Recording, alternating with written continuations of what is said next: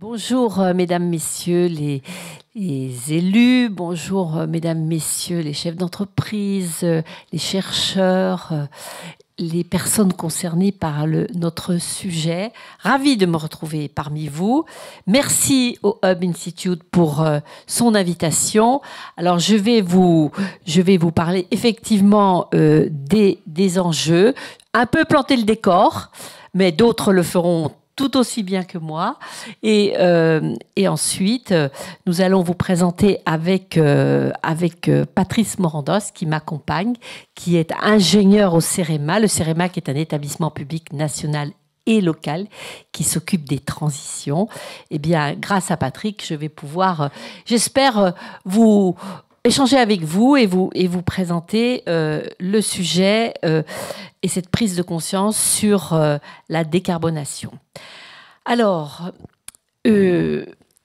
notre prise de conscience, elle est aujourd'hui générale, je pense, sur l'urgence à agir pour ralentir, atténuer le changement climatique. Et dans cette action que nous devons mener ensemble, il y a une place importante qui est prise par les déplacements. Et ça, c'est une réalité. Alors, je disais en arrivant à M. Morandas que les déplacements, il n'y a pas que les métropoles, il n'y a pas que les villes moyennes, il y a aussi les déplacements en régions peu denses. Et ça, je crois, et c'est le maire qui parle, je suis maire de Montsolimine en Bourgogne, je crois que c'est très important de l'avoir en tête. La place de la voiture est totalement différente dans l'esprit, dans la conscience collective, si l'on est en zone métropolitaine ou en zone rurale. Peut-être j'enfonce des portes ouvertes, mais c'est bien de le redire à chaque fois. Parce que les schémas que l'on peut nous proposer sont quand même impactés par la place de la voiture pour les habitants de nos territoires. C'est déterminant, c'est déterminant. Et je crois que ça impactera beaucoup les années à venir. Alors, le secteur des transports maintenant. Le secteur des transports, vous le savez, mesdames, messieurs, je vais le dire rapidement, mais reste aujourd'hui le secteur le plus émetteur en France de gaz à effet de serre, avec 30%, assez loin devant l'agriculture, l'industrie, la construction, le résidentiel et le tertiaire, l'énergie et les déchets. Au sein des transports, les véhicules particuliers représentent un peu plus de la moitié des émissions, contre un quart pour les poids lourds et environ 15% pour les autres utilitaires légers. Donc j'insiste sur la place de la voiture. La voiture, c'est une relation très particulière que les personnes entretiennent quelquefois avec leur voiture. On sait que parmi les différents facteurs, le nombre de déplacements et les distances parcourues par les véhicules particuliers ont continuellement augmenté jusqu'à la fin des années 2010, alors que le taux de remplissage, si l'on peut s'exprimer ainsi, des véhicules a baissé. Seule l'efficacité énergétique accrue a permis de contenir les émissions sans les faire baisser très significativement, jusqu'à présent, contrairement aux autres secteurs.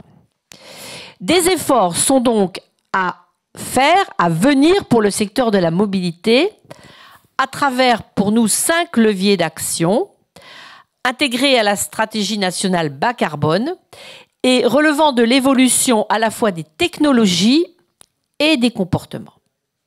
J'insiste bien, technologie et comportement. Alors, ces 5 leviers sont les suivants. Premier levier, améliorer la consommation énergétique des véhicules. Ça paraît évident. Diminuer l'intensité carbone de l'énergie par l'électrification massive des usages, notamment, et donc le développement des voitures, des véhicules électriques.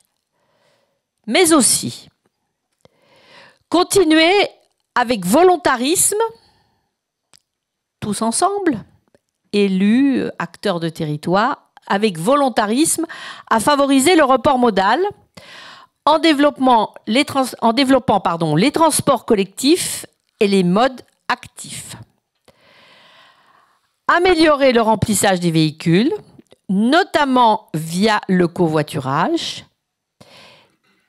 Et enfin, modérer, orienter la demande de transport.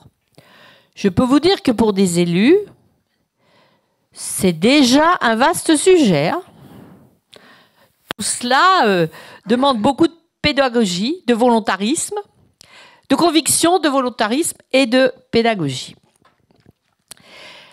L'ensemble de ces leviers, assortis de pistes concrètes de décarbonation des mobilités dans les territoires, ont été d'ailleurs présentés par le CEREMA, notre établissement public national qui s'occupe des transitions, dans un cahier conçu de façon très pédagogique, que je vous invite à consulter, et qui a été publié sur ce thème en octobre 2023.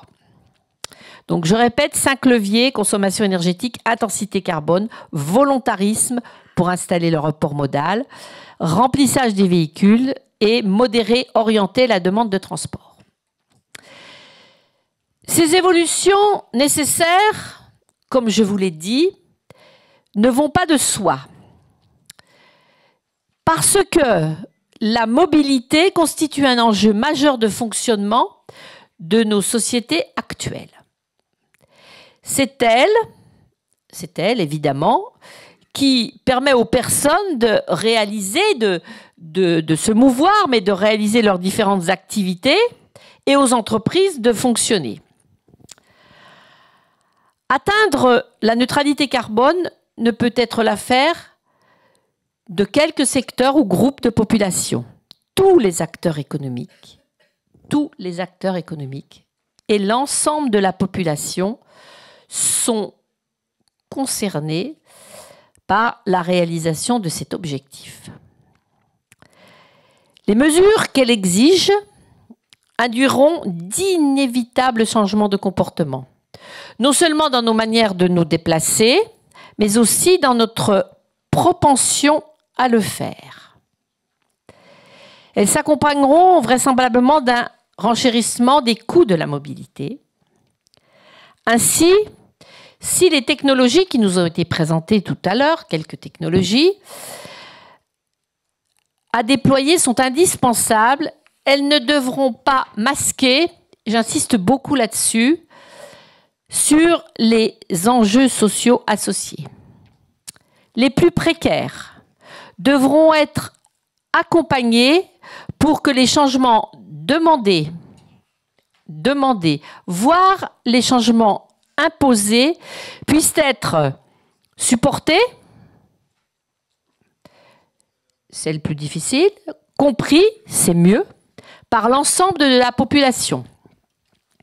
La définition des stratégies partagées et cohérentes en concertation avec les acteurs économiques et les populations des territoires doit donc intégrer les évolutions de mobilité rendues nécessaires par les objectifs posés, imposés, incontournables de transition écologique. En effet, la transition des mobilités devra être économiquement et socialement soutenable, c'est-à-dire juste, perçue comme juste, et les perceptions sont différentes, et inclusive. Cette transition des mobilités s'effectue évidemment au quotidien, en évolution au quotidien et dans les territoires. Un accompagnement fort des acteurs locaux est donc nécessaire pour adapter immédiatement à l'ensemble des terrains des solutions de mobilité et des innovations qui ont réussi ailleurs. Le benchmarking est nécessaire et des instituts, des établissements, des acteurs économiques fonctionnent ensemble pour ce benchmarking. On doit penser court terme, moyen terme, long terme. Court terme, trouver des solutions. Et puis, les solutions pour, évidemment, le moyen terme et le long terme doivent être structurantes. Tout ça ce sont des données entrantes complexes à mettre en œuvre. Mais ces données entrantes, elles se mettent en œuvre avec l'action locale. L'action locale qui porte sur les différentes pistes de transition écologique des mobilités. Pour en citer 6 principales. Première piste, développement des transports collectifs et intermodalité, qui doivent offrir des réponses à tous les besoins.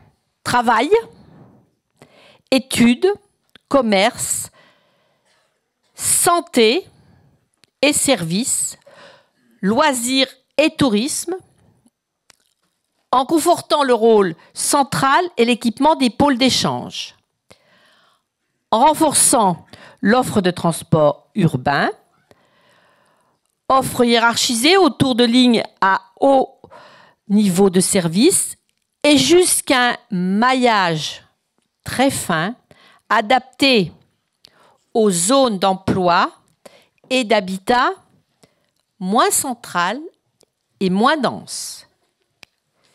Mais aussi en adaptant, en développant une offre périurbaine performante par des trains TER, des cars express et la desserte des territoires peu denses par des autocars, et nous osons dire en rouvrant de petites lignes ferroviaires avec un matériel évidemment adapté pour une exploitation du XXIe siècle.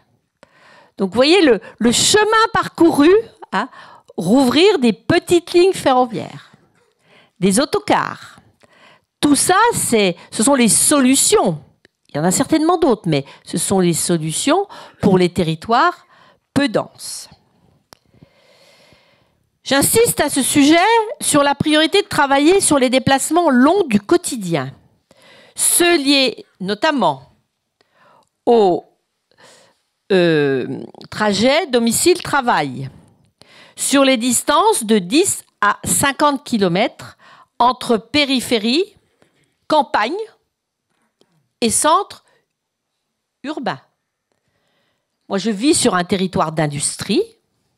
Il y a des échanges réguliers de 35 km sur la route Centre-Europe Atlantique qui se font pour l'instant, emploi-domicile, qui se font pour l'instant en voiture.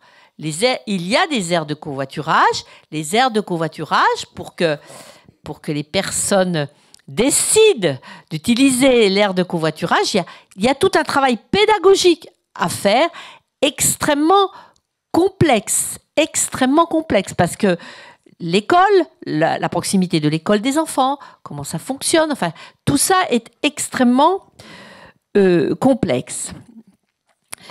Sur ce créneau des déplacements domicile-travail, la voiture particulière, les voitures particulières représentent les 3/4 des distances parcourues et prennent une place prépondérante, évidemment, dans les émissions de gaz à effet de serre.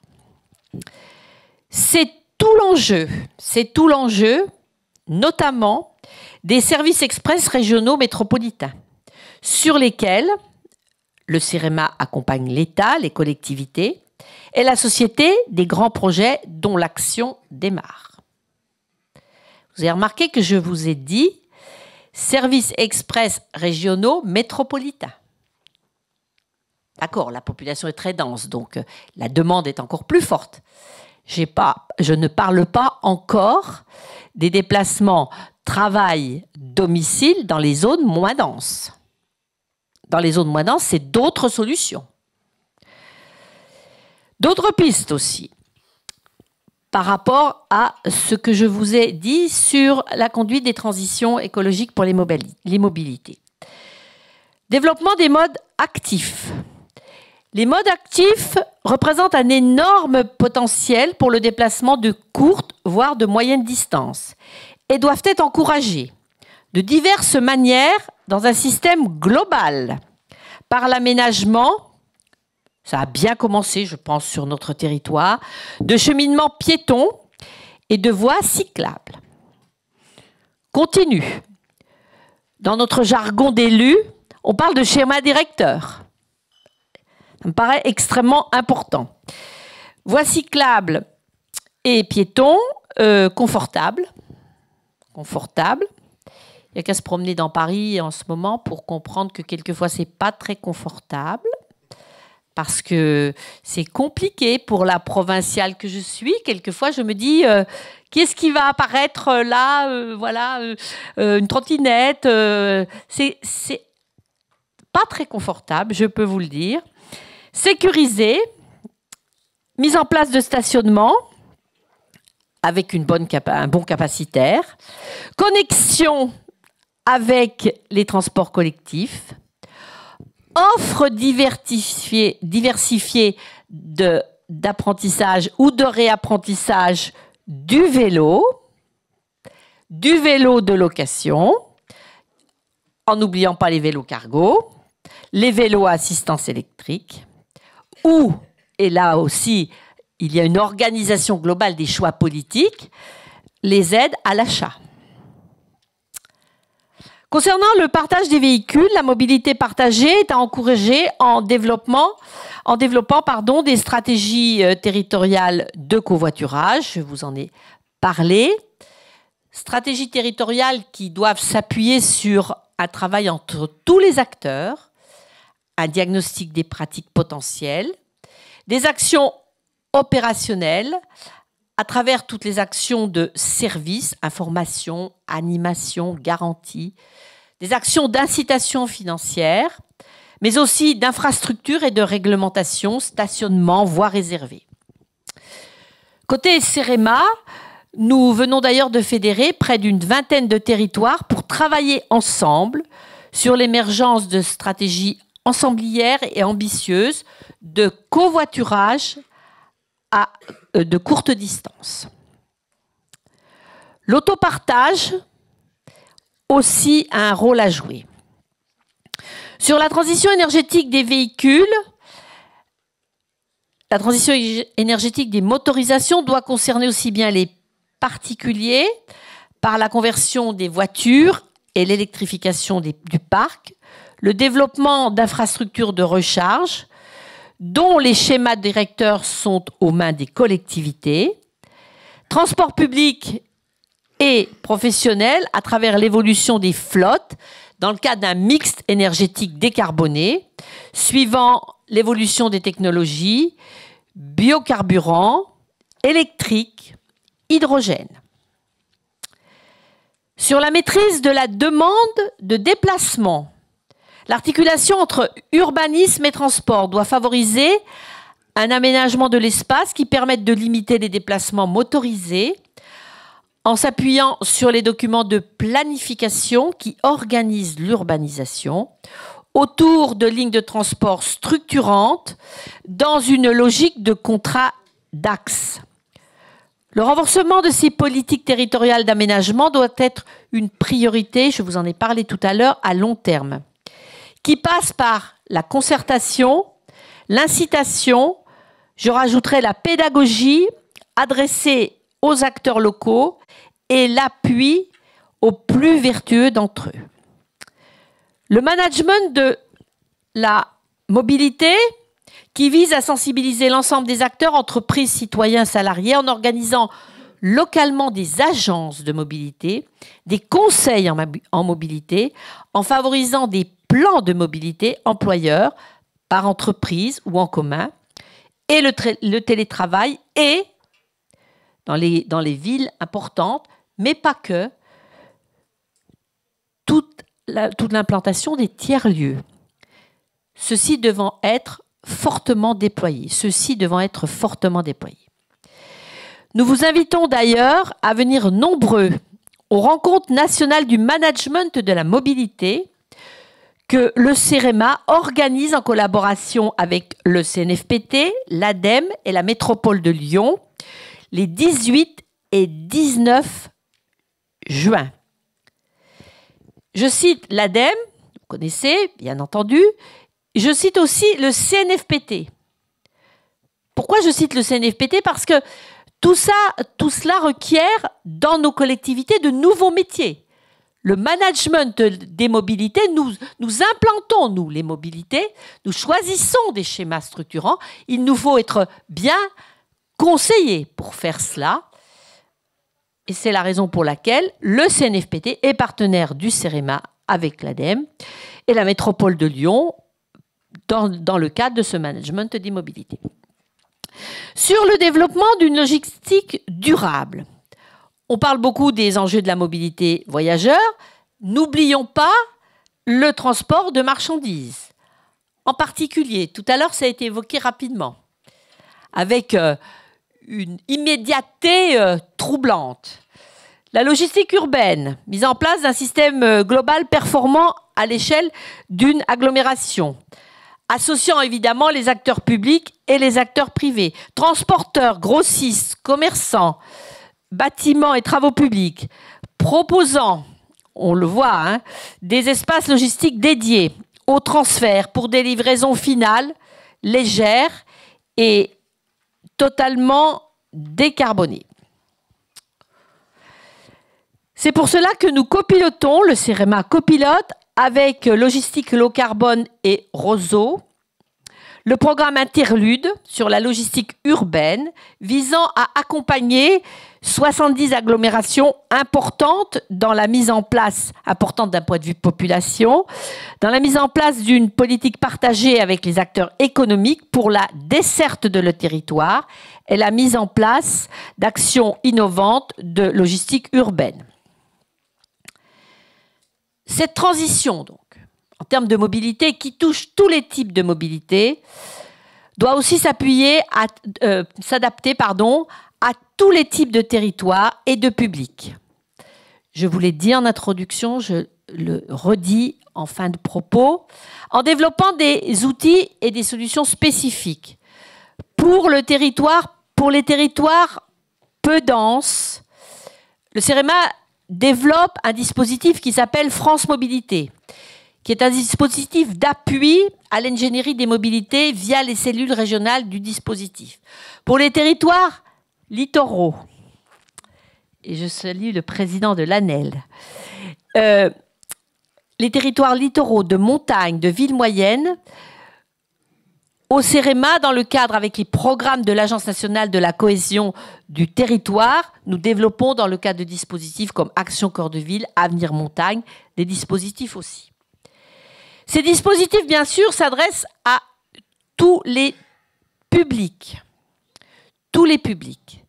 Pour les publics les plus précaires, je vais dire ça ainsi, les moins informés, les plus fragiles, le CEREMA a investi aussi auprès des acteurs de la mobilité solidaire dans l'accompagnement des projets de mobilité d'utilité sociale.